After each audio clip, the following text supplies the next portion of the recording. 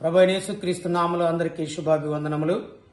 ఆదికాండము 24 అధ్యాయము 31 వచనం. లాబాను, యెహోవా వలన ఆశీర్వదింపబడిన వాడా, లోపలికి రమ్ము, బయట నిలవనేలా అంటున్నాడు. ప్రియమైన దేవుని బిడ్డలారా, దేవుని వలన ఆశీర్వదింపబడిన వారు ఎల్లప్పుడూ లోపల ఉండే కృపను దేవుడిస్తున్నాడని, నీవు ఈ లోకములోంచి బయటికి రావాలని ప్రభు మాట్లాడుతూ ఉన్నాడు. యెహోవా వలన నీకు ఆశీర్వాదము కలుగునట్లు ఎలియాజరు అబ్రహాము యొక్క పాదదాసుడిగా, ఆయన పెద్ద దాసుడిగా, ఆయన ఇంట మంచి నమ్మకస్తుడిగా ఉన్నాడు. నమ్మకంగా ఉన్నవాడిని యెహోవా వలన ఆశీర్వదింపబడిన వాడని పిలవటానికి అర్హత పొందుతున్నాడు. నీవు దేవుని సన్నిధిలో నమ్మకంగా ఉంటే, యథార్థంగా ఉంటే దేవుని ఆశీర్వాదం నీ మీద ఉంటుందని దేవుని యొక్క వాక్యం తెలియజేస్తుంది. నీవు ఇక బయట నిలవాల్సిన పని ఉండదు.